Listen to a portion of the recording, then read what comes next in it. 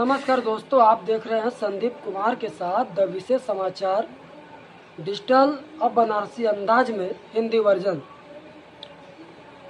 दोस्तों, सुबह से मैं देख रहा था कई न्यूज़ चैनलों पर हरियाणा और जम्मू कश्मीर विधानसभा का जो चुनाव हुआ उसका मतगणना।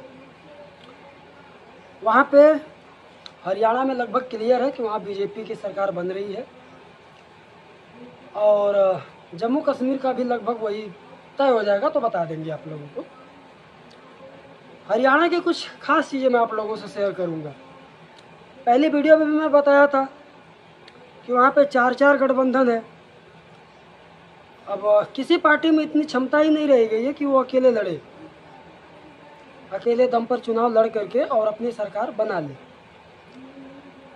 हरियाणा में एनडीए, इंडिया अलायंस, बसपा का और भीम आर्मी की आज़ाद समाज पार्टी का, चारों पार्टियों का गठबंधन हुआ और गठबंधन के दौरान सभी ने जोर शोर लगा दिया प्रचार प्रसार के लिए। अब जो रिजल्ट आ रहा है, अभी कुछ टाइम पहले मैं देख रहा था न्यूज़, उसमें बता रहा था कि एक कांग्रेस के नेता हैं, वो ईवीएम गड़बड़ी की बात उठा रहे हैं।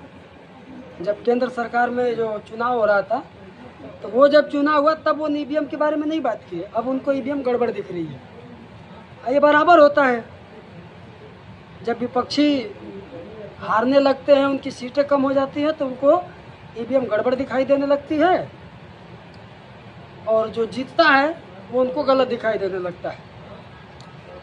जनता का निर्णय है, जो भी है अपनी जगह है, लेकिन वहाँ सीखने वाली जो बात है वो मैं बता दूं। सीखने वाली बात वहाँ ये है, भीम आर्मी जो खुद के दम पर सत्ता में आने की जो बातें करती है, उसकी भी दान नहीं गली।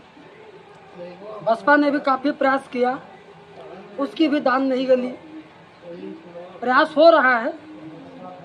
अब यूपी में भी उपचुनाव होने वाला है।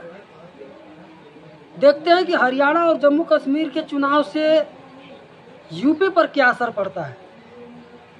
यूपी में 10 सीटों पर चुनाव हो रहा है।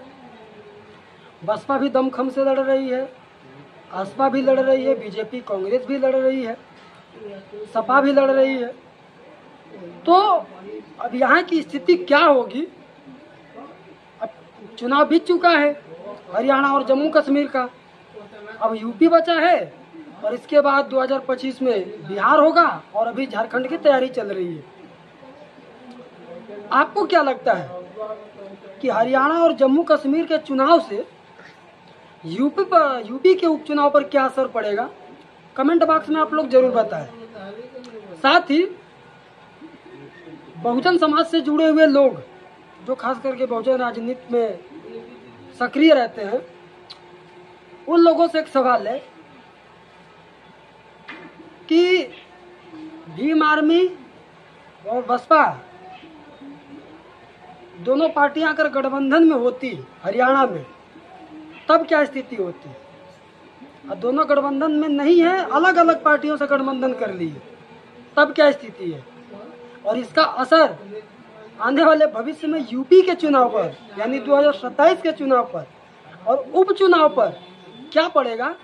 आप लोग जरूर कमेंट करके बताएं। आज के लिए बस इतना ही। बने रहें वीडियो में। द विशेष समाचार से संदीप कुमार, उत्तर प्रदेश, हरियाणा। बहुत बहुत धन्यवाद।